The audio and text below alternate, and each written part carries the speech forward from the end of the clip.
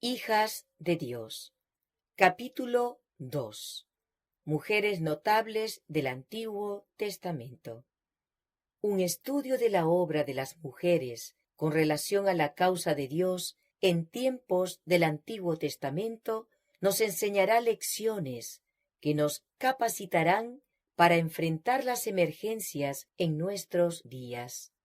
Quizá no confrontemos una situación tan crítica ni seamos colocadas en un lugar tan prominente como le ocurrió al pueblo de Dios en los días de Ester.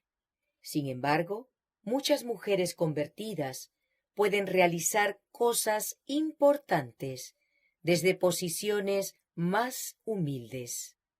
Muchas lo han hecho y aún están listas para hacerlo. Eva, madre de todos. Este capítulo está basado en Génesis 1 al 3. Por la palabra de Jehová fueron hechos los cielos y todo el ejército de ellos por el aliento de su boca. Porque él dijo y fue hecho, él mandó y existió. Él fundó la tierra sobre sus cimientos, no será jamás removida. Cuando salió de las manos del Creador, la tierra era sumamente hermosa. La hueste angélica presenció la escena con deleite y se regocijó en las maravillosas obras de Dios. Una vez creada la tierra, con su abundante vida vegetal y animal, fue introducido en el escenario el hombre, corona de la creación, para quien la hermosa tierra había sido aparejada. A él se le dio dominio sobre todo lo que sus ojos pudiesen mirar, pues dijo Dios, hagamos al hombre a nuestra imagen, conforme a nuestra semejanza, y señoree en toda la tierra. Y creó Dios al hombre a su imagen, varón y hembra los creó. Aquí se expone con claridad el origen de la raza humana, y el relato divino está tan claramente narrado que no da lugar a conclusiones erróneas. Dios creó al hombre a su propia imagen. No hay en esto misterio. No existe fundamento alguno para la suposición de que el hombre llegó a existir mediante un lento proceso evolutivo de las formas más bajas de la vida animal o vegetal. Tales enseñanzas rebajan la obra sublime del Creador al nivel de las mezquinas y terrenales concepciones humanas. Los hombres están tan resueltos a excluir a Dios de la soberanía del universo que rebajan al hombre y lo privan de la dignidad de su origen. El que colocó los mundos estrellados en la altura y coloreó con delicada maestría las flores del campo, el que llenó la tierra y los cielos con las maravillas de su potencia, cuando quiso coronar su gloriosa obra, colocando a alguien para regir la hermosa tierra, supo crear un ser digno de las manos que le dieron vida. La genealogía de nuestra raza, como ha sido revelada, no hace remontar su origen a una serie de gérmenes, moluscos o cuadrúpedos, sino al gran Creador. Aunque Adán fue formado del polvo, era el Hijo de Dios. El hombre había de llevar la imagen de Dios, tanto en la semejanza exterior como en el carácter. Era santo y se sentía feliz de llevar la imagen de Dios y de mantenerse en perfecta obediencia a la voluntad de su Padre. Cuando el hombre salió de las manos de su Creador, era de elevada estatura y perfecta simetría. Su semblante llevaba el tinte rosado de la salud y brillaba con la luz y el regocijo de la vida. La estatura de Adán era mucho mayor que la de los hombres que habitan la tierra en la actualidad. Eva era algo más baja de estatura que Adán. No obstante, su forma era noble y plena de belleza. La inmaculada pareja no llevaba vestiduras artificiales. Estaban rodeados de una envoltura de luz y gloria, como la que rodea a los ángeles. Mientras vivieron obedeciendo a Dios, este atavío de luz continuó revistiéndolos. Dios mismo dio a Adán una compañera, le proveyó de una ayuda idónea para él, alguien que realmente le correspondía, una persona digna y apropiada para ser su compañera y que podría hacer una sola cosa con él, en amor y simpatía. Eva fue creada de una costilla, tomada del costado de Adán. Este hecho significa que ella no debía dominarlo como cabeza, ni tampoco debía ser humillada y hollada bajo sus plantas como un ser inferior, sino que más bien debía estar a su lado como su igual para ser amada y protegida por él. Siendo parte del hombre, hueso de sus huesos y carne de su carne, era ella su segundo yo, y quedaba en evidencia la unión íntima y afectuosa que debía existir en esa relación, porque nadie aborreció jamás a su propia carne, sino que la sustenta y la cuida. Por tanto, dejará el hombre a su padre y a su madre, y se unirá a su mujer, y serán una sola carne. La creación estaba ahora completa. Fueron, pues, acabados los cielos y la tierra, y todo el ejército de ellos. Y vio Dios todo lo que había hecho, y he aquí que era bueno en gran manera. El Edén florecía en la tierra. Adán y Eva tenían libre acceso al árbol de la vida. Ninguna mácula de pecado o sombra de muerte desfiguraba la hermosa creación. Alababan todas las estrellas del alba y se regocijaban todos los hijos de Dios. Nuestros primeros padres, a pesar de que fueron creados inocentes y santos, no fueron colocados fuera del alcance del pecado. Dios los hizo entes morales libres, capaces de apreciar y comprender la sabiduría y benevolencia de su carácter y la justicia de sus exigencias, y les dejó plena libertad para prestarle o negarle obediencia. Debían gozar de la comunión de Dios y de los santos ángeles, pero antes de darles seguridad eterna, era menester que su lealtad se pusiese a prueba. Mientras permaneciesen leales a Dios, Adán y su compañera iban a ser los señores de la tierra. Recibieron dominio ilimitado sobre toda criatura viviente. El león y la oveja triscaban pacíficamente a su alrededor o se echaban junto a sus pies. Los felices pajarillos revoloteaban alrededor de ellos sin temor alguno, y cuando sus alegres trinos ascendían alabando a su Creador, Adán y Eva se unían a ellos en acción de gracias al Padre y al Hijo.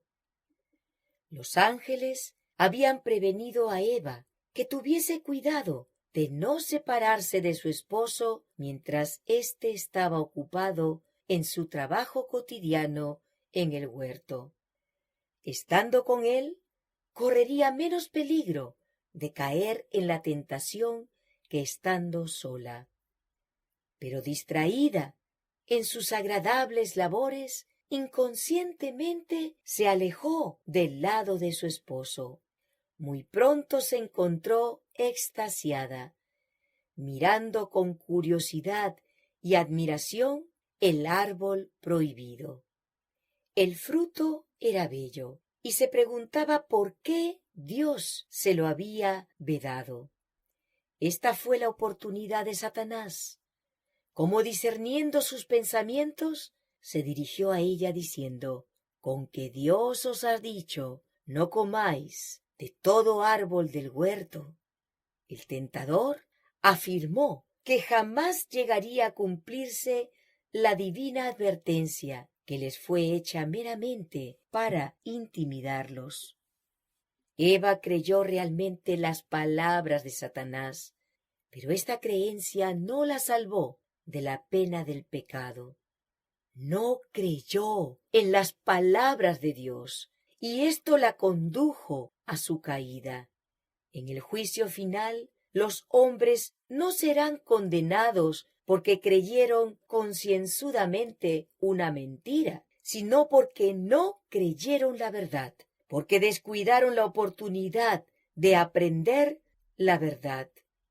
Eva vio que el árbol era bueno para comer y que era agradable a los ojos y árbol codiciable para alcanzar la sabiduría, y tomó de su fruto y comió.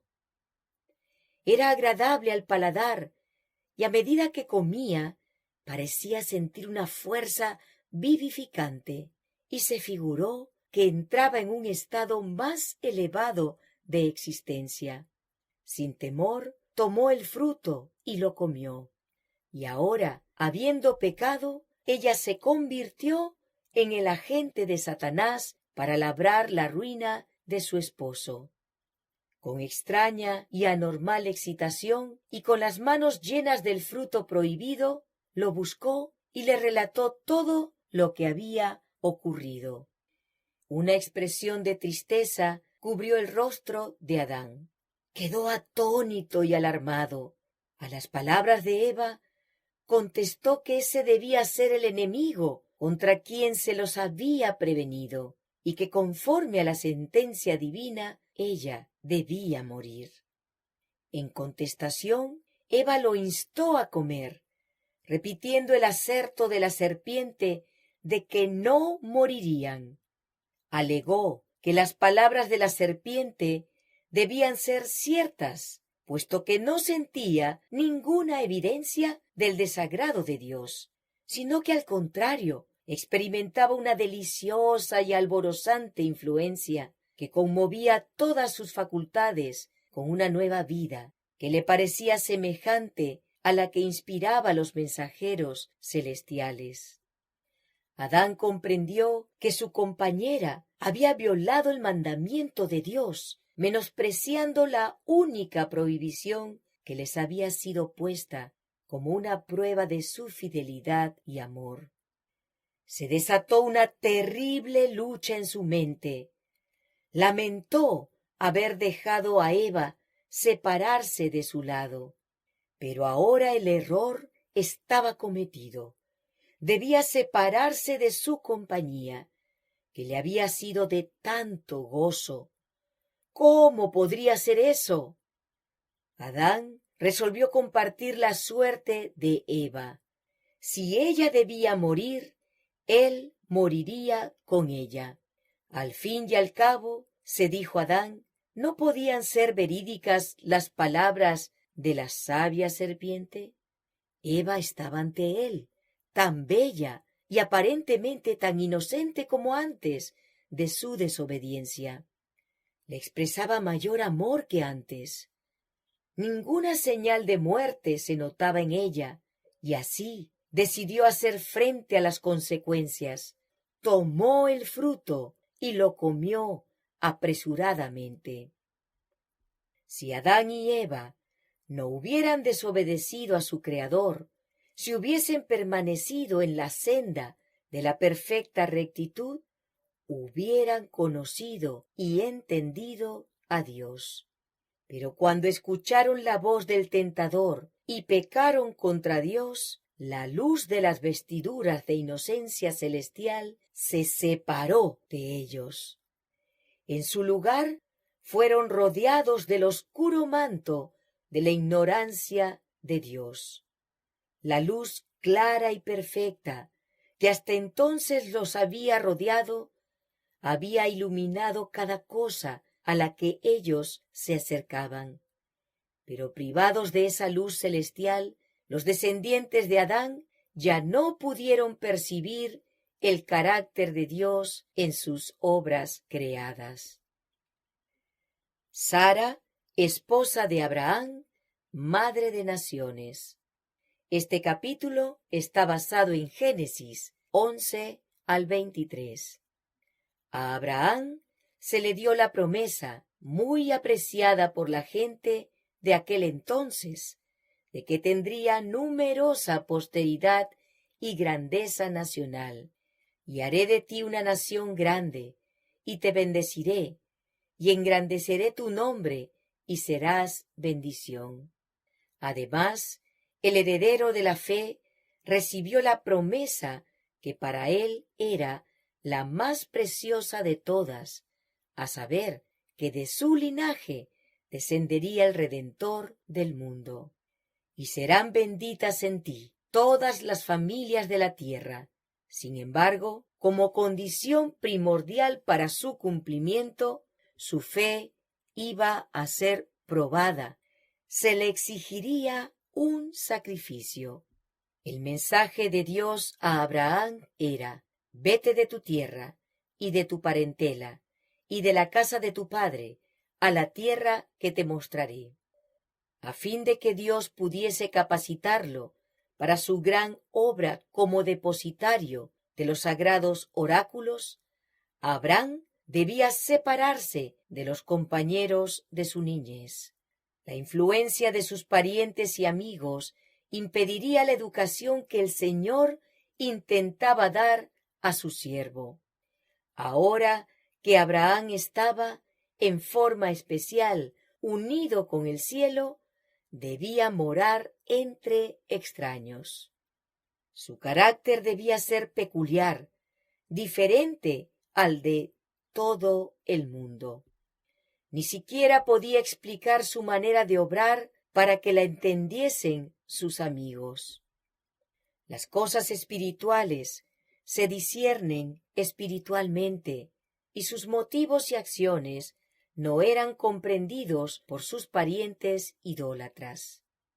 Por la fe, Abraham, siendo llamado, obedeció para salir al lugar que había de recibir como herencia, y salió sin saber a dónde iba. Además de Sara, la esposa de Abraham, sólo Lot, cuyo padre Harán había fallecido hacía mucho tiempo, escogió participar de la vida de peregrinaje del patriarca. Durante su estada en Egipto, Abraham dio evidencias de que no estaba libre de la imperfección y la debilidad humanas. Al ocultar el hecho de que Sara era su esposa, reveló desconfianza en el amparo divino, una falta de esa fe y ese valor elevadísimos tan noble y frecuentemente manifestados en su vida. Sara era una mujer hermosa en gran manera, y Abraham no dudó que los egipcios de piel oscura codiciarían a la hermosa extranjera, y que para conseguirla no tendrían escrúpulos en matar a su esposo. Razonó que no mentía al presentar a Sara como su hermana, pues ella era hija de su padre, aunque no de su madre. Pero este ocultamiento de la verdadera relación que existía entre ellos era un engaño. Ningún desvío de la estricta integridad puede merecer la aprobación de Dios. A causa de la falta de fe de Abraham, Sara se vio en gran peligro. El rey de Egipto, habiendo oído hablar de su belleza, la hizo llevar a su palacio, pensando hacerla su esposa. Pero el Señor, en su gran misericordia, protegió a Sara, enviando plagas sobre la familia real. Por este medio, supo el monarca la verdad del asunto, e indignado por el engaño de que había sido objeto, devolvió su esposa a Abraham, reprendiéndole así: ¿Qué es esto que has hecho conmigo? ¿Por qué dijiste, es mi hermana, poniéndome en ocasión de tomarla para mi mujer? Ahora pues, he aquí tu mujer, tómala y vete. Abraham volvió a Canaán, riquísimo en ganado, en plata y en oro. Lot aún estaba con él, y de nuevo llegaron a Betel, y establecieron su campamento junto al altar que habían erigido anteriormente. En una visión nocturna, Abraham oyó otra vez la voz divina. No temas, Abraham. Fueron las palabras del príncipe de los príncipes. Yo soy tu escudo, y tu galardón será sobremanera grande. Pero tenía el ánimo tan deprimido por los presentimientos que no pudo esta vez aceptar la promesa con absoluta confianza como lo había hecho antes. Rogó que se le diera una evidencia tangible de que la promesa sería cumplida. ¿Cómo iba a cumplirse la promesa del pacto mientras se le negaba la dádiva de un hijo? ¿Qué me darás siendo así que ando sin hijo? Y he aquí que será mi heredero un esclavo nacido en mi casa. Se proponía adoptar a su fiel siervo Eliezer como hijo y heredero, pero se le aseguró que un hijo propio había de ser su heredero. Entonces Dios lo llevó fuera de su tienda y le dijo que mirara las innumerables estrellas que brillaban en el firmamento. Y mientras lo hacía, le fueron dirigidas las siguientes palabras: Así será tu descendencia. Y creyó Abraham a Dios, y le fue contado por justicia. Abraham había aceptado sin hacer pregunta alguna la promesa de un hijo, pero no esperó a que Dios cumpliese su promesa en su oportunidad y a su manera. Fue permitida una tardanza para probar su fe en el poder de Dios, pero fracasó en la prueba, pensando que era imposible que se le diera un hijo en su vejez. Sara sugirió como plan mediante el cual se cumpliría el propósito divino que una de sus siervas fuese tomada por Abraham como esposa secundaria. La poligamia se había difundido tanto que había dejado de considerarse pecado. Violaba, sin embargo, la ley de Dios y destruía la santidad y la paz de las relaciones familiares. El casamiento de Abraham con Agar fue un mal, no sólo para su propia casa, sino también para las generaciones futuras.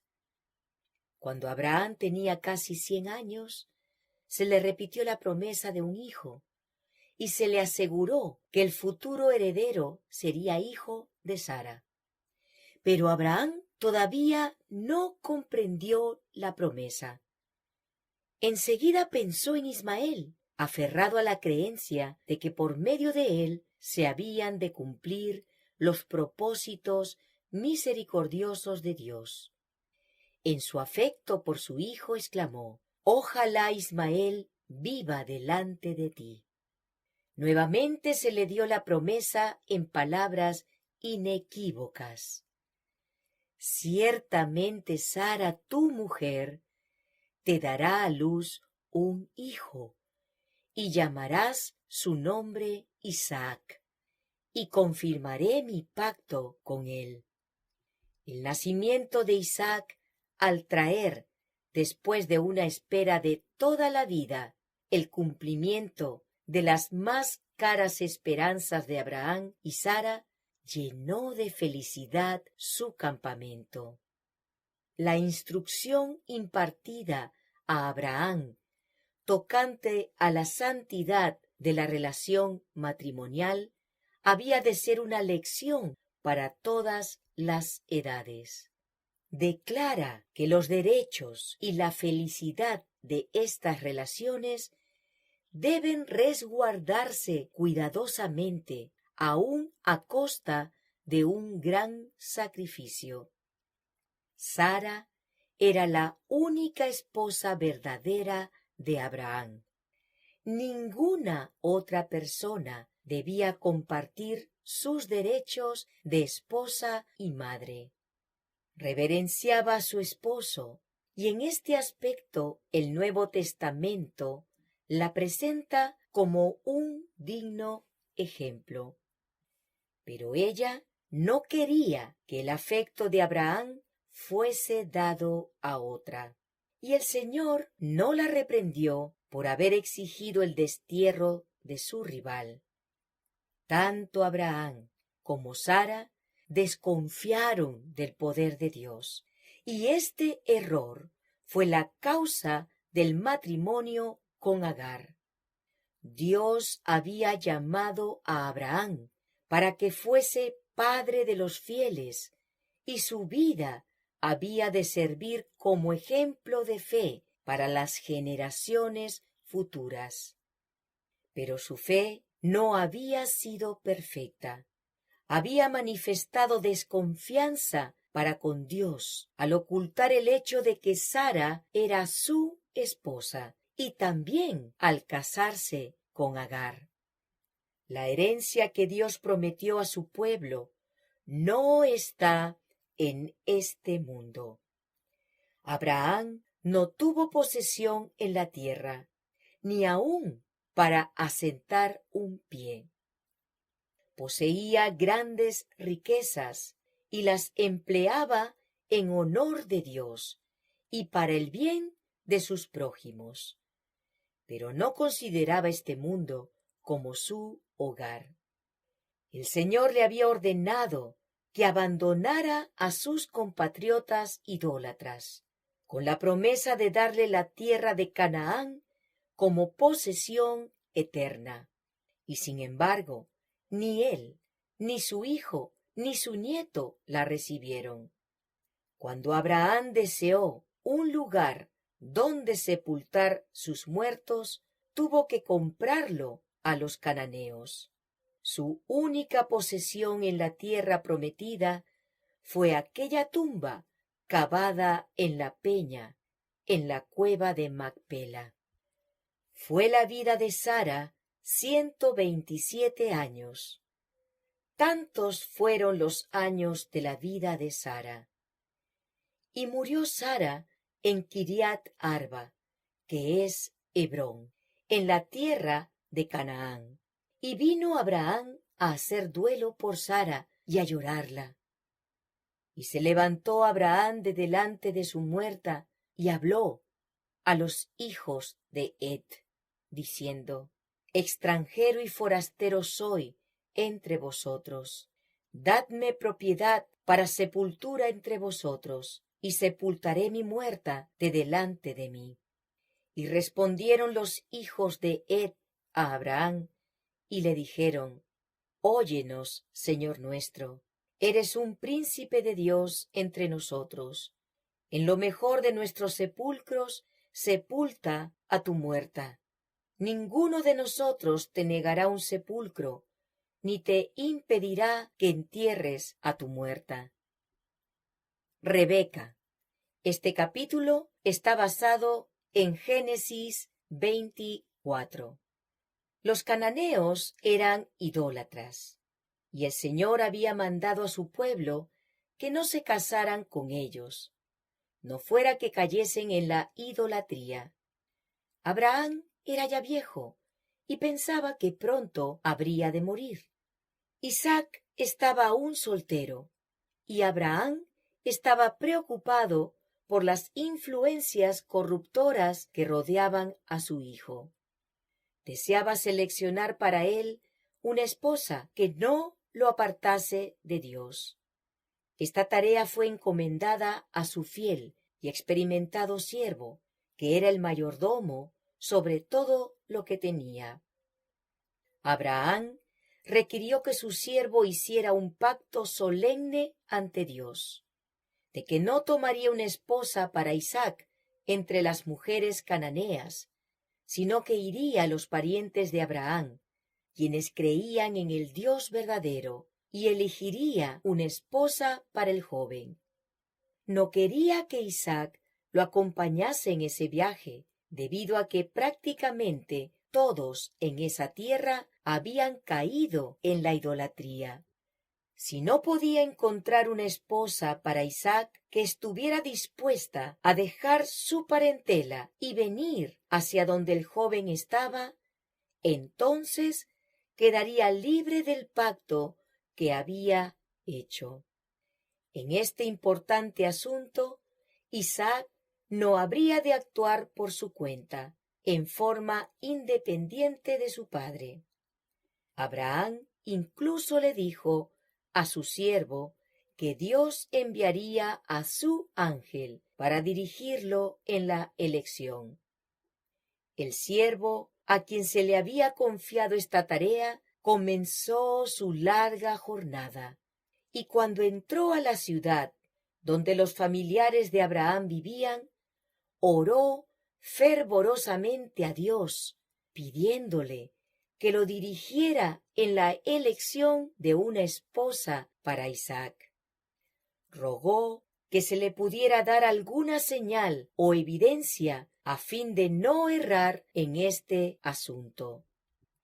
El pozo donde se detuvo para descansar era un lugar donde muchos se reunían. Fue aquí donde el siervo notó los modales suaves y la conducta cortés de Rebeca. Todas las evidencias indicaban que ella era la mujer que Dios había elegido para llegar a ser la esposa de Isaac. Y cuando fue invitado al hogar, el siervo relató a su padre y a su hermano cómo el Señor le había dado evidencias específicas de que Rebeca debía llegar a ser la esposa de Isaac, el hijo de su amo. Entonces les dijo: ahora pues, si estáis dispuestos a hacer misericordia y ser leales con mi señor, declarádmelo, y si no, declarádmelo también, y así sabré qué debo hacer. Entonces Labán y Betuel respondieron diciendo: de Jehová ha salido esto. No podemos hablarte ni mal ni bien. Ahí está Rebeca delante de ti. Tómala y vete, y sea mujer del hijo de tu señor, como lo ha dicho Jehová. Cuando el criado de Abraham oyó estas palabras, se inclinó a tierra ante Jehová. Obteniendo el conocimiento de la familia, preguntaron a Rebeca misma si iría tan lejos de la casa de su padre para casarse con el hijo de Abraham. Después de lo que había sucedido, ella creyó que Dios la había elegido para que fuese la esposa de Isaac, y dijo: sí, iré. El criado, previendo la alegría de su amo por el éxito de su misión, no pudo contener sus deseos de irse, y a la mañana siguiente se pusieron en camino hacia su país. Abraham vivía en Beerseba, e Isaac, después de apacentar el ganado en los campos vecinos, había vuelto a la tienda de su padre para esperar la llegada del mensajero de Harán. Y había salido Isaac a meditar al campo a la hora de la tarde, y alzando sus ojos miró, y he aquí los camellos que venían. Rebeca también alzó sus ojos y vio a Isaac, y descendió del camello, porque había preguntado al criado: ¿quién es este varón que viene por el campo hacia nosotros? Y el criado había respondido: Este es mi señor. Ella entonces tomó el velo y se cubrió. Entonces el criado contó a Isaac todo lo que había hecho. Isaac fue sumamente honrado por Dios, al ser hecho heredero de las promesas por las cuales sería bendecida la tierra. Sin embargo, a la edad de 40 años, se sometió al juicio de su padre cuando envió a un servidor experto y piadoso a buscarle esposa. Y el resultado de este casamiento, que nos es presentado en las Escrituras, es un tierno y hermoso cuadro de la felicidad doméstica. Y la trajo Isaac a la tienda de su madre Sara, y tomó a Rebeca por mujer, y la amó, y se consoló Isaac después de la muerte de su madre. Jocabec, madre de Moisés. Este capítulo está basado en Éxodo 2. El rey y sus consejeros habían esperado someter a los israelitas mediante trabajos arduos, y de esa manera disminuir su número y sofocar su espíritu independiente. Al fracasar en el logro de sus propósitos, usaron medidas mucho más crueles. Se ordenó a las mujeres, cuya profesión les daba la oportunidad de hacerlo, que dieran muerte a los niños varones hebreos en el momento de nacer. Satanás fue el instigador de este plan.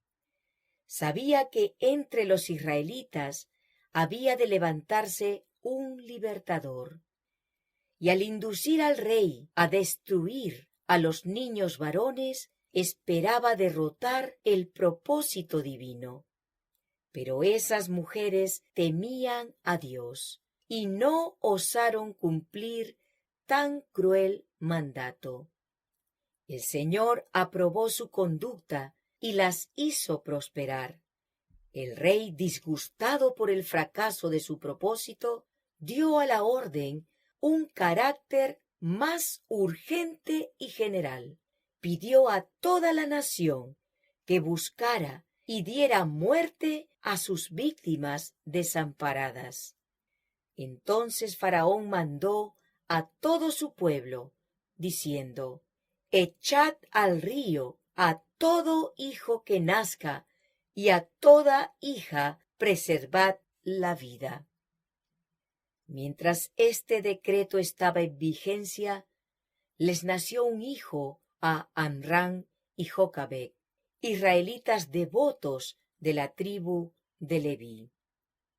El niño era hermoso, y los padres, creyendo que el tiempo de la liberación de Israel se acercaba y que Dios iba a suscitar un libertador para su pueblo, decidieron que el niño no fuera sacrificado. La fe en Dios fortaleció sus corazones y no temieron el decreto del rey. Moisés nació cuando este decreto requería pleno cumplimiento. Su madre lo escondió mientras le fue posible hacerlo con seguridad. Entonces preparó una canastilla de juncos, la impermeabilizó con brea para que el agua no entrase, y la colocó a la orilla del agua. Su hermana, mientras tanto, se mantenía cerca del lugar aparentando indiferencia. Estaba ansiosa por ver lo que ocurriría con su hermanito. Los ángeles también estaban vigilando a fin de que la indefensa criatura no sufriera daño. Su madre lo había puesto al cuidado de Dios mediante sus fervientes oraciones, mezcladas con lágrimas. Y fueron estos ángeles los que dirigieron los pasos de la hija del faraón hacia el río, cerca del punto donde descansaba el inocente y pequeño desconocido. Aquel diminuto barquichuelo captó su atención y envió a una de sus criadas para alcanzárselo. Cuando levantó la cubierta de tan singular embarcación, vio a un hermoso bebé, y he aquí que el niño lloraba, y ella tuvo compasión de él. Sabía que una tierna madre hebrea había creado este medio singular para preservar la vida de su muy amado bebé, y al momento decidió adoptarlo como hijo suyo. Inmediatamente la hermana de Moisés se acercó y preguntó: ¿Iré a llamarte una nodriza de las hebreas para que te críe este niño? Y la hija de Faraón respondió: Ve. Jocabed era mujer y esclava. Su destino en la vida era humilde y su carga pesada. Sin embargo, el mundo no ha recibido beneficios mayores mediante ninguna otra mujer, con excepción de María de Nazaret. Sabiendo que su hijo había de pasar pronto de su cuidado al de aquellos que no conocían a Dios, se esforzó con más fervor aún para unir su alma con el cielo. Trató de implantar en su corazón el amor y la lealtad a Dios. Y esa obra fue llevada a cabo fielmente. Ninguna influencia posterior pudo inducir a Moisés a renunciar a los principios de la verdad que eran el centro de la enseñanza de su madre. María, hermana de Moisés. Este capítulo está basado en Éxodo y Números. María vigiló a Moisés cuando su madre lo depositó entre los juncos. Posteriormente colaboró con Moisés y Aarón en la liberación del pueblo de Dios desde Egipto. Aunque talentosa en diversos aspectos, sus celos con relación a Moisés la llevaron a cometer serios errores. En Haserot, el siguiente sitio donde acamparon después de salir de Tabera, una prueba mayor le esperaba a Moisés. Aarón y María habían ocupado una posición encumbrada en la dirección de los asuntos de Israel. Ambos tenían el don de profecía y ambos habían estado asociados divinamente con Moisés en la liberación de los hebreos. Envié delante de ti a Moisés, a Aarón y a María, declaró el Señor por medio del profeta Miqueas. A temprana edad, María había revelado su fuerza de carácter. Cuando siendo niña, vigiló a la orilla del Nilo el cesto en que estaba escondido el niño Moisés. Su dominio propio y su tacto habían contribuido a salvar la vida del libertador del pueblo. Ricamente dotada en cuanto a la poesía y la música, María había dirigido a las mujeres de Israel en los cantos de alabanza y las danzas en las playas del Mar Rojo. Ocupaba el segundo puesto, después de Moisés y Aarón, en los afectos del pueblo y los honores otorgados por el cielo. Pero el mismo mal que causó la primera discordia en el cielo brotó en el corazón de esta mujer de Israel, y no faltó quien simpatizara con ella en su desafecto.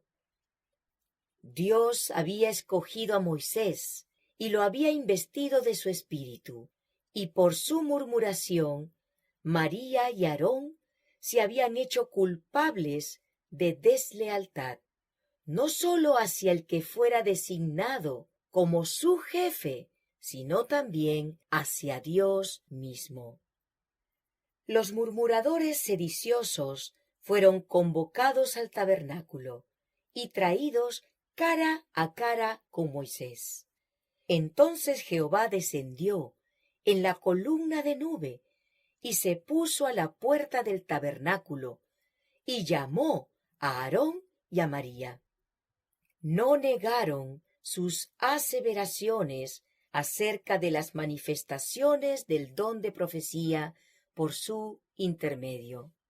Dios podía haberles hablado en visiones y sueños, pero a Moisés, a quien el Señor mismo declaró fiel en toda mi casa, se le había otorgado una comunión más estrecha.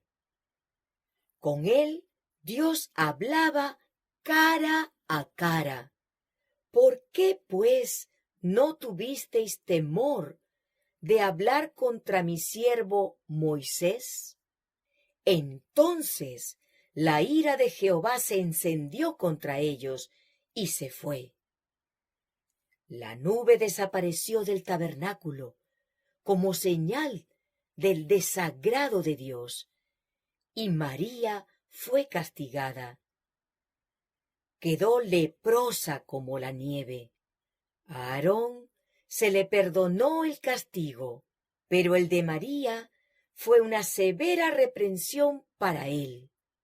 Entonces, humillado hasta el polvo el orgullo de ambos, Aarón confesó el pecado que habían cometido e imploró al Señor que no dejara perecer a su hermana por aquel azote repugnante y fatal.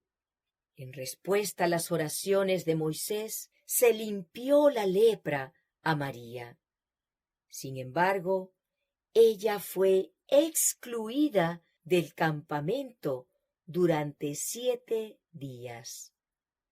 Tan solo cuando quedó desterrada del campamento, volvió el símbolo del favor de Dios a posarse sobre el tabernáculo.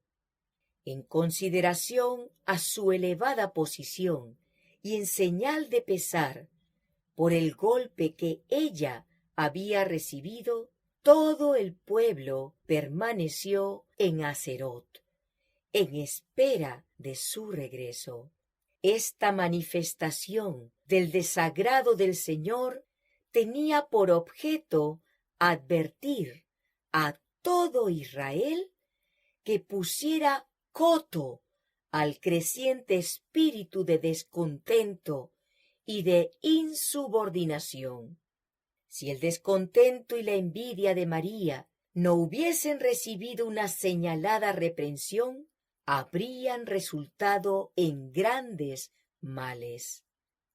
La envidia es una de las peores características satánicas que puedan existir en el corazón humano y es una de las más funestas en sus consecuencias. Fue la envidia la que causó la primera discordia en el cielo, y el albergarla ha obrado males indecibles entre los hombres. Porque donde hay celos y contención, allí hay perturbación y toda obra perversa. De Cades, los hijos de Israel habían regresado al desierto, y una vez terminada su estadía allí, llegaron toda la congregación al desierto de Zin, en el mes primero, y acampó el pueblo en Cades. Allí murió y fue sepultada María. Tal fue la suerte de los millones que con grandes esperanzas salieron de Egipto. De la escena de regocijo a orillas del Mar Rojo, cuando Israel salió con cantos y danzas a celebrar el triunfo de Jehová, llegaron a la sepultura del desierto, fin de toda una vida de peregrinación. El pecado había arrebatado de sus labios la copa de bendición. Séfora, esposa de Moisés. Este capítulo está basado en Éxodo 2. Cuando Moisés huyó de Egipto a la tierra de Madián, conoció a Séfora, la hija de Jetro, y se casó con ella. Cediendo al espíritu de desafecto, María halló motivo de queja en cosas que Dios había sobreseído especialmente. El matrimonio de Moisés la había disgustado. El hecho de que había elegido esposa en otra nación en vez de tomarla de entre los hebreos ofendía a su familia y al orgullo nacional. Séfora era tratada con un menosprecio mal disimulado.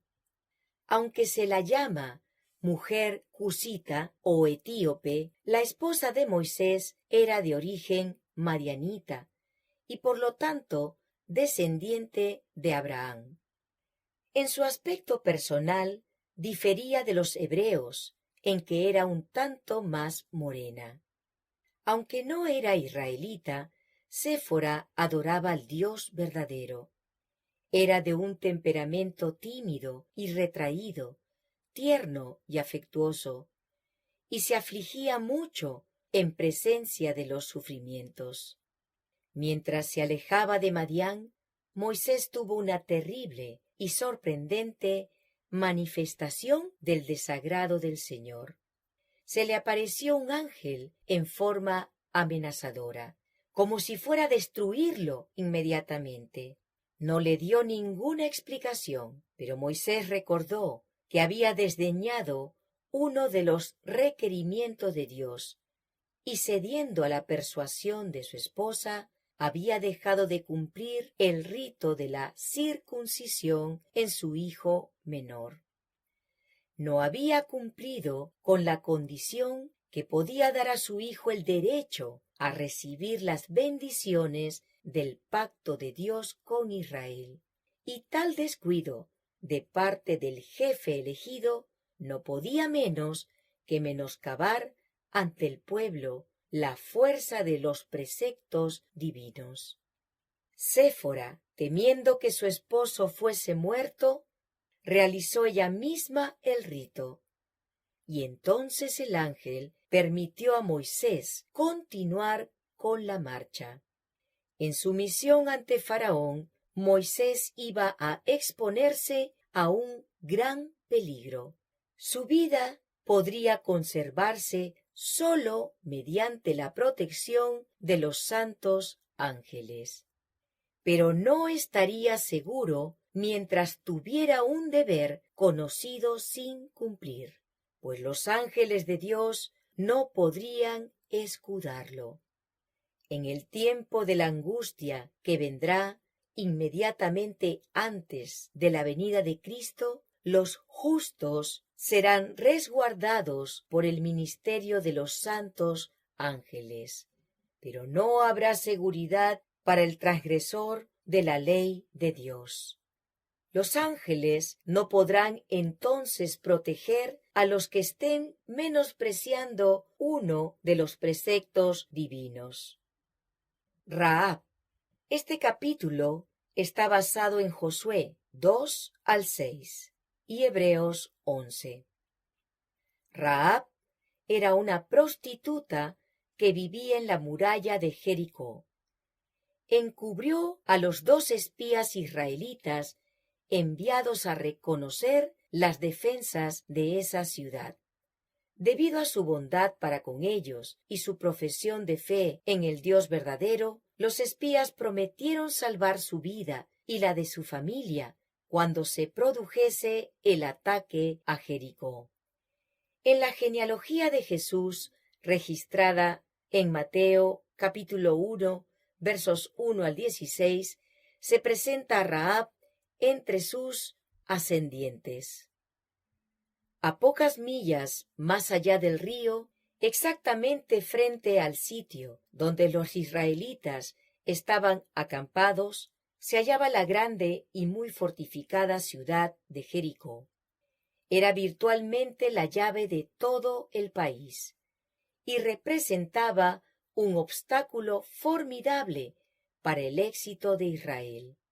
Josué envió, por lo tanto, a 2 jóvenes como espías para que visitaran la ciudad y para que averiguaran algo acerca de su población, sus recursos y la solidez de sus fortificaciones. Los habitantes de la ciudad, aterrorizados y suspicaces, se mantenían en constante alerta y los mensajeros corrieron gran peligro. Fueron, sin embargo, salvados por Rahab, mujer de Jericó, que arriesgó con ello su propia vida. En retribución de su bondad, ellos le hicieron una promesa de protección para cuando la ciudad fuese conquistada. Jericó era una ciudad dedicada a la idolatría más extravagante. Los habitantes eran ricos y todas las riquezas que Dios les había permitido tener se las acreditaban a sus dioses. Había oro y plata en abundancia y, como había ocurrido antes con los antediluvianos, eran blasfemos y corruptos. Provocaban e insultaban al Dios del cielo con sus obras perversas, y los juicios de Dios se levantaron contra Jericó. Aunque era una fortaleza, el mismo capitán de las huestes del Señor vino del cielo para dirigir sus ejércitos en el ataque a la ciudad. Los ángeles de Dios tomaron las masivas murallas y las derribaron en tierra. Dios había declarado una maldición sobre la ciudad, y todos sus habitantes habían de perecer, salvo Rahab y su casa. Ellos estarían a salvo por el favor que Rahab había mostrado a los mensajeros del Señor. Mediante la liberación de Israel de Egipto, el conocimiento del poder de Dios se extendió por todas partes.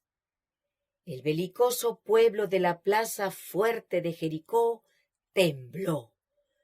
Dijo Rahab: oyendo esto, ha desmayado nuestro corazón, ni ha quedado más aliento en hombre alguno por causa de vosotros, porque Jehová vuestro Dios es Dios arriba en los cielos y abajo en la tierra.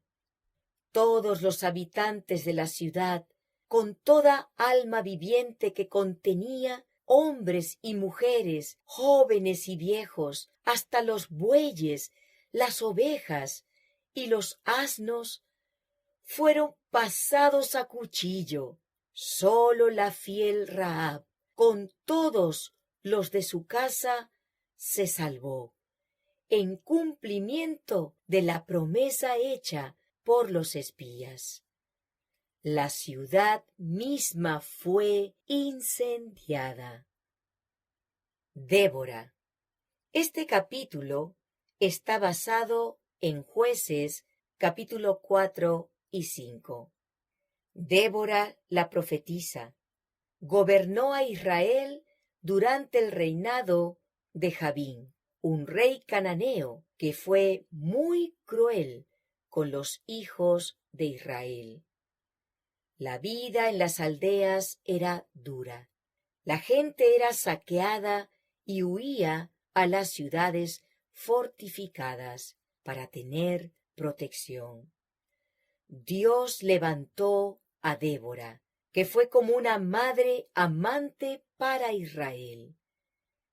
Mediante ella, Dios envió un mensaje a Barak, a fin de que se preparase para enfrentar a Sísara, el capitán del ejército de Jabín. Barak rehusaba ir a menos que Débora lo acompañase. Ella consintió en ir, pero lo previno que la victoria sobre Sísara sería entonces acreditada a una mujer. Debido a su idolatría, los israelitas se habían separado de Dios y eran gravemente oprimidos por sus enemigos.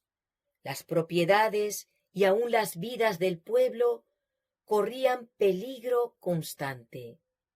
Las aldeas y las moradas aisladas fueron abandonadas y el pueblo se congregó en las ciudades fortificadas. Los caminos estaban desiertos y la gente se movía de lugar en lugar por senderos no frecuentados. En los pozos que proveían el agua, muchos eran robados e incluso asesinados. Para empeorar las cosas, los israelitas no estaban armados. Entre 40,000 hombres no se encontraba ni una espada ni una lanza. Durante 20 años, los israelitas gimieron bajo el yugo opresor. Entonces se volvieron de su idolatría y con humildad y arrepentimiento clamaron a Dios por su liberación. Y no clamaron en vano. En ese tiempo moraba en Israel una ilustre mujer conocida por su piedad. Se llamaba Débora. Y Dios eligió liberar a su pueblo mediante ella. Era conocida como profetisa, y en ausencia de los magistrados regulares, la gente iba a ella para buscar consejo y justicia. El Señor comunicó a Débora su propósito de destruir a los enemigos de Israel. Se le ordenó buscar a un hombre llamado Barak, de la tribu de Neftalí, y darle las instrucciones que había recibido. Barak debía reunir 10,000 hombres de las tribus de Neftalí y Zabulón, e ir a la guerra contra los ejércitos del rey Jabín. Barak era consciente de cuán desanimados, esparcidos y desarmados estaban los hebreos, y de la fuerza y habilidad de sus enemigos. Aunque había sido designado por el mismo Señor para liberar a Israel, y había recibido la seguridad de que Dios iría con él y subyugaría a sus oponentes, todavía actuaba en forma tímida y desconfiada. Aceptaba el mensaje de Débora como palabra de Dios, pero tenía poca confianza en Israel y temía que no obedecieran su llamado a las armas. Rehusaba entrar en tan dudosa empresa, a menos que Débora lo acompañase y apoyase sus esfuerzos con su influencia y consejo. Débora consintió, pero le advirtió que por su falta de fe, la victoria no le traería honores a él, sino que Sísara sería entregado en manos de una mujer.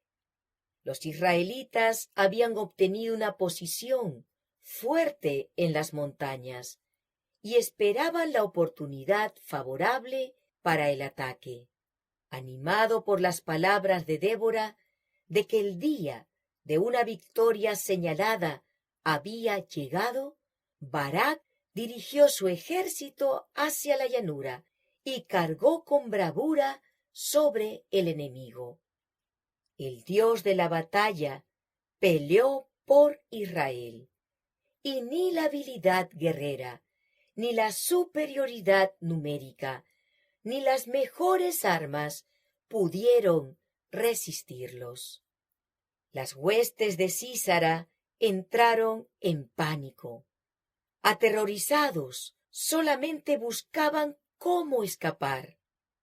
Un gran número fue muerto y la fuerza del ejército invasor fue destruida. Los israelitas actuaron con fervor y coraje, pero únicamente Dios podía haber desarticulado al enemigo, y la victoria debía atribuirse solo a él. Cuando Sísara vio que su ejército era derrotado, abandonó su carruaje e intentó escapar a pie, como un soldado común. En su huida se aproximó a la tienda de Heber, uno de los descendientes de Jetro. En ausencia de Heber, Jael, su esposa, le ofreció una bebida refrescante y oportunidad para reposar. Pronto el cansado general se había dormido. Al principio, Jael no sabía quién era su huésped y resolvió esconderlo. Pero alertada de que era Sísara, el enemigo de Dios y de su pueblo, cambió de opinión. Venciendo su rechazo natural a realizar tal acto, mató al enemigo mientras dormía, atravesándole una estaca entre sus sienes y afirmándolo al suelo.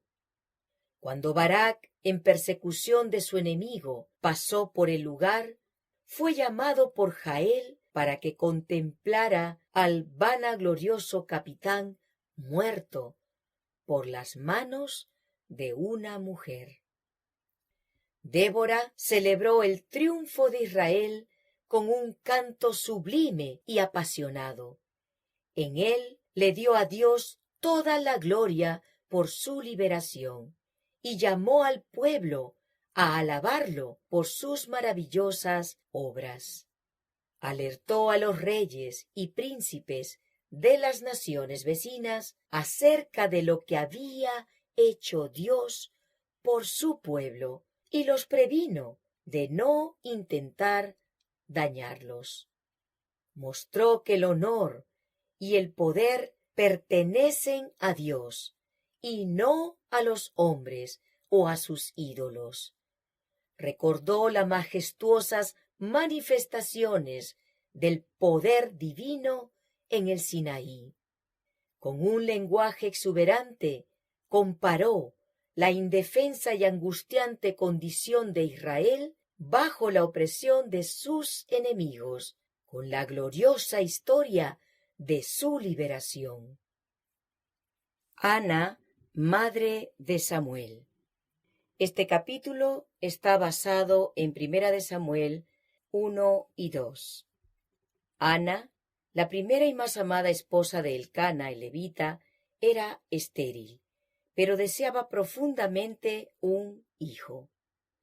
Durante la celebración anual en Silo, clamó silenciosamente al Señor y oró para que le concediera un hijo. El sumo sacerdote Elí, después de escucharla, le dijo: «Ve en paz, y el Dios de Israel te otorgue la petición que le has hecho». El padre de Samuel era Elcana, un levita que moraba en Ramá, en el monte de Efraín. Era una persona con riquezas e influencia, un esposo amante y un hombre que temía y reverenciaba a Dios. Ana, la esposa de Elcana, era una mujer piadosa y de gran devoción. La rectitud, la humildad y una firme confianza en Dios eran sus rasgos principales de carácter. De Ana podría decirse en las palabras del sabio: «El corazón de su marido está en ella confiado». A esta piadosa pareja le había sido negada la bendición tan vehementemente deseada por todo hebreo. Su hogar no conocía la alegría de las voces infantiles, y el deseo de perpetuar su nombre había llevado a su marido a contraer un segundo matrimonio, como hicieron muchos otros. Pero este paso, inspirado por la falta de fe en Dios, no significó felicidad. Se agregaron hijos e hijas a la casa, pero se había mancillado el gozo y la belleza de la institución sagrada de Dios, y se había quebrantado la paz de la familia. Penina, la nueva esposa, era celosa e intolerante, y se conducía con mucho orgullo e insolencia. Para Ana, toda esperanza parecía estar destruida, y la vida le parecía una carga pesada. No obstante, soportaba la prueba con mansedumbre y sin queja alguna. Elcana observaba fielmente las ordenanzas de Dios. Seguía subsistiendo el culto en Silo, pero debido a algunas irregularidades del ministerio sacerdotal, no se necesitaban sus servicios en el santuario, al cual, siendo levita, debía atender. Sin embargo, en ocasión de las reuniones prescritas, subía con su familia a adorar y a presentar su sacrificio. Aún en medio de las sagradas festividades relacionadas con el servicio de Dios, se hacía sentir el espíritu maligno que afligía su hogar. Después de presentar las ofrendas, participaba toda la familia en un festín solemne, aunque placentero. En esas ocasiones, Elcana daba a la madre de sus hijos una porción para ella y otra para cada uno de sus hijos. Y en señal de consideración especial para Ana, le daba a ella una porción doble, con lo cual daba a entender que su afecto por ella era el mismo que si le hubiera dado un hijo. Entonces, la segunda esposa, encendida de celos, reclamaba para sí la preferencia como persona altamente favorecida por Dios, y echaba en cara a Ana su condición de esterilidad como evidencia de que desagradaba al Señor. Esto se repitió año tras año, hasta que Ana ya no lo pudo soportar. Cuando le fue imposible ocultar su dolor, rompió a llorar desenfrenadamente y se retiró de la fiesta. En vano trató su marido de consolarla, diciéndole: Ana, ¿por qué lloras? ¿Por qué no comes? ¿Y por qué está afligido tu corazón? ¿No te soy yo mejor que 10 hijos? Ana no emitió reproche alguno. Confió a Dios la carga que ella no podía compartir con ningún amigo terrenal. Fervorosamente pidió que Él le quitase su oprobio y que le otorgase el precioso regalo de un hijo para criarlo y educarlo para Él. Hizo un solemne voto, a saber, que si le concedía lo que pedía, dedicaría su hijo a Dios desde su nacimiento. Ana se había acercado a la entrada del tabernáculo y en la angustia de su espíritu oró a Jehová y lloró abundantemente. Pero hablaba con el Señor en silencio, sin emitir sonido alguno. Rara vez se presenciaban semejantes escenas de adoración en aquellos tiempos de maldad. En las mismas fiestas religiosas eran comunes los festines irreverentes y hasta las borracheras. Y Elí, el sumo sacerdote, observando a Ana, supuso que estaba ebria. Con la idea de dirigirle un merecido reproche, le dijo severamente: ¿Hasta cuándo estarás ebria? Digiere tu vino. Llena de dolor y sorprendida, Ana le contestó suavemente: «No, señor mío, yo soy una mujer atribulada de espíritu.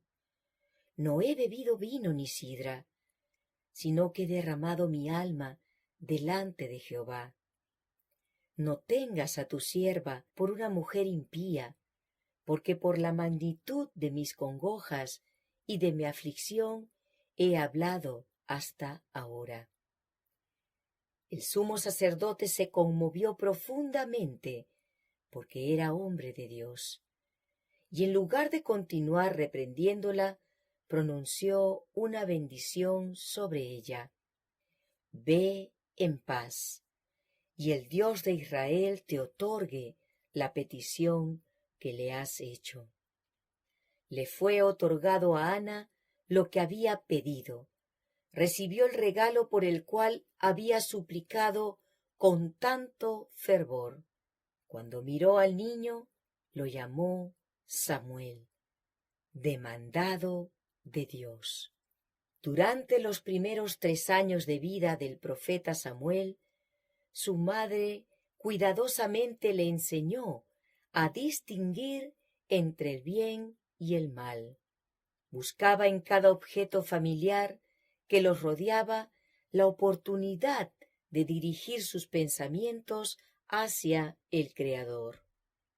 Con gran renunciamiento y en cumplimiento del voto que había hecho de entregar su hijo al Señor, lo dejó al cuidado de Elí, el sumo sacerdote, para que fuera entrenado en el servicio a la casa de Dios. Aunque la juventud de Samuel transcurrió en el tabernáculo dedicado al culto a Dios, no estuvo libre de malas influencias o ejemplos pecaminosos. Los hijos de Elí no temían a Dios, ni honraban a su padre, pero Samuel no buscó su compañía, ni siguió sus malos caminos. Su temprana educación lo llevó a mantener su integridad cristiana. Cuán grande fue la recompensa de Ana, y cuánto alienta a ser fiel el ejemplo de ella. De Silo, Ana regresó quedamente a su hogar en Ramataim, dejando al niño Samuel para que, bajo la instrucción del sumo sacerdote, fuese educado en el servicio de la casa de Dios. Desde que el niño diera sus primeras muestras de inteligencia, la madre le había enseñado a amar y reverenciar a Dios, y a considerarse a sí mismo como del Señor. Por medio de todos los objetos familiares que la rodeaban, ella había tratado de dirigir sus pensamientos hacia el Creador. Cuando se separó de su hijo, no cesó la solicitud de la madre fiel por el niño.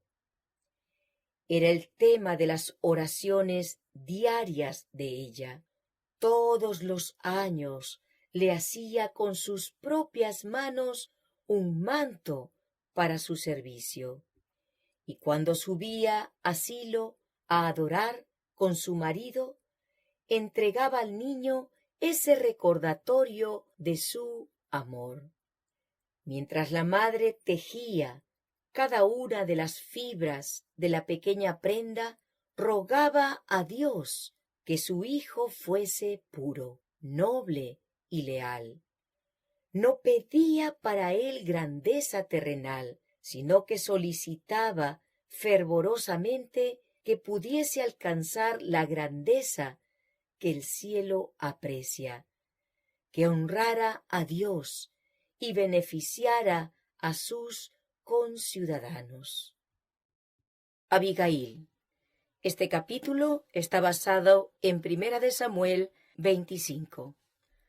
Abigail era la hermosa, misericordiosa e inteligente esposa de Nabal, un hombre mezquino y de temperamento violento. Por su sabia acción fue capaz de evitar un derramamiento de sangre cuando su esposo trató sin contemplación a David y sus hombres. Cuando David era un fugitivo huyendo de Saúl, había acampado cerca de las posesiones de Nabal y había protegido sus pastores y rebaños. En tiempos de necesidad, David envió mensajeros a Nabal en cortés solicitud de alimentos para él y sus hombres. Nabal respondió con insolencia y devolvió mal por bien al rehusar compartir su abundancia con sus vecinos. El mensaje de David no podría haber sido más respetuoso, pero Nabal acusó a David y a sus hombres falsamente, con el fin de justificar su egoísmo. Los comparó a esclavos que huían de sus amos.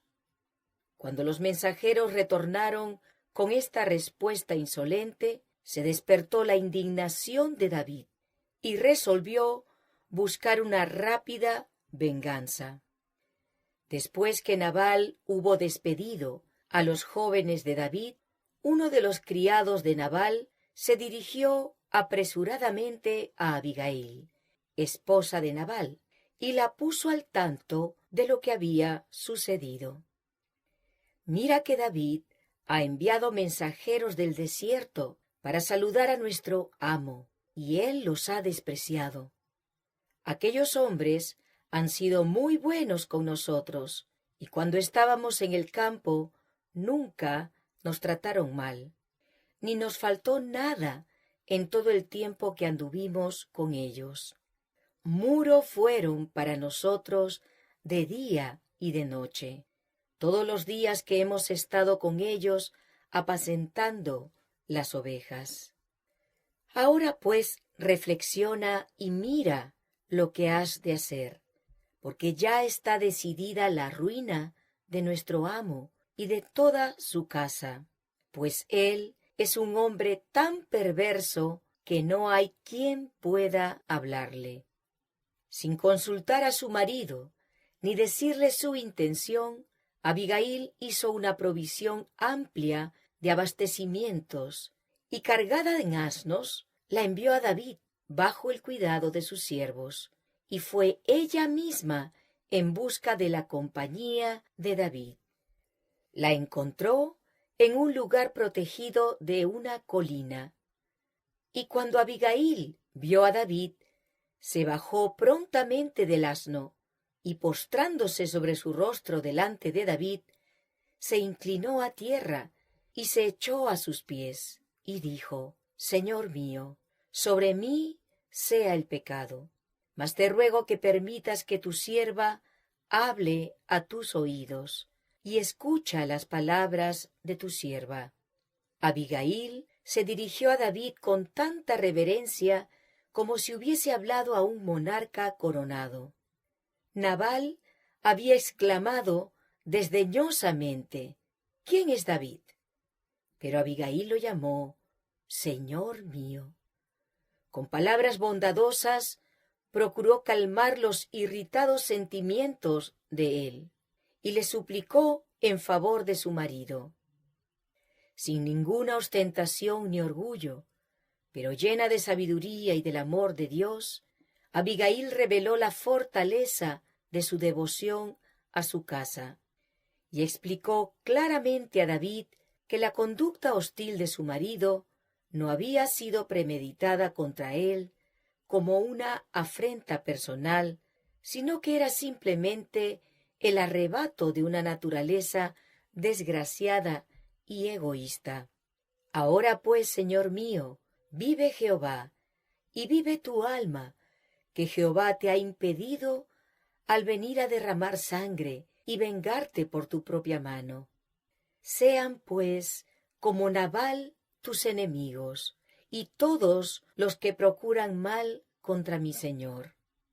Abigail no atribuyó a sí misma el razonamiento que desvió a David de su propósito precipitado, sino que dio a Dios el honor y la alabanza. Luego le ofreció sus ricos abastecimientos como ofrenda de paz a los hombres de David, y aún siguió rogando, como si ella misma hubiera sido la persona que había provocado el resentimiento del jefe. Aún Nabal había rehusado ayudar en las necesidades de David y sus hombres. Esa misma noche realizó una fiesta extravagante para sí mismo y sus pendencieros amigos. Comieron y bebieron hasta que se hundieron en el estupor de la borrachera. Al día siguiente, cuando se les habían pasado casi todos los efectos de la juerga, su esposa le contó cuán cerca había estado de la muerte y cómo se había evitado la calamidad. Mientras escuchaba, comprendió el mal que habría resultado si no hubiera sido por la discreción de Abigail, y su corazón se llenó de angustia. Paralizado por el terror, se sentó y nunca más se recobró del impacto. Esta historia nos permite ver que hay circunstancias en las que es correcto que una mujer actúe rápidamente, con decisión e independencia, cuando sabe cuál es el camino del Señor. La esposa debe mantenerse al lado de su esposo como su igual, compartiendo las responsabilidades de la vida y dándole el debido respeto a quien la ha elegido como compañera de la vida. El Señor desea que la esposa le dé el debido respeto a su esposo, siempre que esto esté de acuerdo a la voluntad de Dios. En el carácter de Abigail, la esposa de Nabal, tenemos un magnífico ejemplo de lo que una mujer debe llegar a ser, siguiendo a Cristo. Mientras que en la experiencia de su esposo hay una ilustración de lo que un hombre puede llegar a ser cuando cede su vida al control de Satanás. Hulda la profetisa. Este capítulo está basado en Segunda de Reyes 22. Desde su más temprana juventud y desde su posición de rey, Josías se había esforzado por exaltar los principios de la santa ley de Dios. Y mientras Safán, el escriba, estaba leyendo el libro de la ley, el rey comprendió que este libro, que era un tesoro de conocimiento, podía ser un poderoso aliado en la obra de reforma que él deseaba ver hecha en la tierra. Resolvió caminar a la luz de sus consejos y hacer cuanto estuviera de su parte para que el pueblo conociera sus enseñanzas y, si fuera posible, cultivase la reverencia y el amor por la ley del cielo. Pero, ¿sería posible acaso producir la reforma tan necesaria? Israel casi había llegado al límite de la paciencia divina, y Dios pronto se levantaría para castigar a quienes habían traído deshonor a su nombre. La ira del Señor ya se estaba encendiendo contra su pueblo. Sobrecargado con pena y angustia, Josías rasgó sus vestidos y se postró ante Dios en agonía de espíritu. Oró, buscando el perdón de los pecados de una nación impenitente. En ese tiempo, la profetisa Hulda vivía en Jerusalén, cerca del templo. Con su mente llena de ansiedad, el rey recurrió a ella para inquirir del Señor mediante su mensajera elegida. Quería saber si por algún medio suyo podría él salvar al pecador Judá, que estaba en el umbral mismo de la ruina. La gravedad de la situación y el respeto que sentía por la profetisa lo llevaron a elegir los principales hombres del reino para que fueran sus mensajeros. Id y preguntar a Jehová por mí y por el pueblo y por todo Judá acerca de las palabras de este libro que se ha hallado, porque grande es la ira de Jehová que se ha encendido contra nosotros, por cuanto nuestros padres no escucharon las palabras de este libro, para hacer conforme a todo lo que nos fue escrito. Mediante Hulda, el Señor envió a Josías el mensaje de que la ruina sobre Jerusalén no sería evitada. Aun si el pueblo se humillaba ahora ante Dios, no podría escapar al castigo. Sus sentidos se habían amortecido por la continua práctica del mal, y si el juicio no sobrevenía sobre ellos, muy pronto retornarían a las mismas prácticas pecaminosas. Decid al varón que os envió a mí, declaró la profetisa, así dijo Jehová: He aquí yo traigo sobre este lugar y sobre los que en él moran todo el mal de que habla este libro que ha leído el rey de Judá, por cuanto me dejaron a mí y quemaron incienso a dioses ajenos, provocándome a ira con toda la obra de sus manos. Mi ira se ha encendido contra este lugar y no se apagará. Sin embargo, debido a que el rey había humillado su corazón ante Dios, el Señor reconocería su prontitud en buscar perdón y misericordia. A él se le envió el mensaje, por cuanto oíste las palabras del libro, y tu corazón se enterneció, y te humillaste delante de Jehová cuando oíste lo que yo he pronunciado contra este lugar y contra sus moradores, que vendrán a ser asolados y malditos, y rasgaste tus vestidos, y lloraste en mi presencia, también yo te he oído, dice Jehová.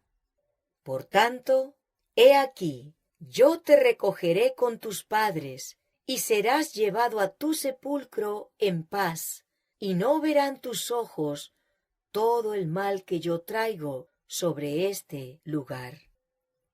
Esther. Este capítulo está basado en el libro de Esther. Esther era una hermosa joven judía, prima de Mardoqueo, quien la crió en su hogar después que sus padres murieran, considerándola y amándola como a su propia hija. Dios usó a Esther para salvar al pueblo judío en la tierra de los persas. En tiempos antiguos, el Señor realizó maravillas mediante mujeres consagradas que unieron sus esfuerzos con aquellos hombres que habían sido llamados a ser los representantes de Dios. Hubo mujeres que ganaron grandes y decisivas victorias. Más de una vez en tiempo de crisis, fueron colocadas en posiciones importantes que les permitieron salvar muchas vidas. Mediante la reina Esther, el Señor efectuó una poderosa liberación de su pueblo. Cuando parecía que no había poder humano que pudiera salvarlos, Esther y las mujeres relacionadas con ella oraron, ayunaron y actuaron oportunamente y lograron la salvación de su pueblo. Un estudio de la obra de las mujeres con relación a la causa de Dios en tiempos del Antiguo Testamento nos enseñará lecciones que nos capacitarán para enfrentar las emergencias en nuestros días. Quizá no confrontemos una situación tan crítica, ni seamos colocadas en un lugar tan prominente como le ocurrió al pueblo de Dios en los días de Esther. Sin embargo, muchas mujeres convertidas pueden realizar cosas importantes desde posiciones más humildes. Muchas lo han hecho y aún están listas para hacerlo. La mayoría de los israelitas había preferido quedar en la tierra de su destierro antes que arrostrar las penurias del regreso y del restablecimiento de sus ciudades y casas desoladas. Mediante el agageo Amán, hombre sin escrúpulos que ejercía mucha autoridad en Medo-Persia, Satanás obró en ese tiempo para contrarrestar los propósitos de Dios. Amán albergaba acerba malicia contra Mardoqueo, judío que no le había hecho ningún daño, sino que se había negado simplemente a manifestarle reverencia al punto de adorarlo. Engañado por las falsas declaraciones de Amán, Jerjes fue inducido a promulgar un decreto que ordenaba la matanza de todos los judíos. Pueblo esparcido y distribuido entre los pueblos en todas las provincias del imperio medo-persa. Pero las maquinaciones del enemigo fueron derrotadas por un poder que reina sobre los hijos de los hombres. En la providencia de Dios, la joven judía Ester, quien temía al Altísimo, había sido hecha reina de los dominios medo-persas. Mardoqueo era pariente cercano de ella. En su necesidad extrema, decidió apelar a Jerjes en favor de su pueblo. Ester iba a presentarse a él como intercesora. Dijo Mardoqueo: ¿y quién sabe si para esta hora has llegado al reino? La crisis que arrostró Ester exigía presta y fervorosa acción.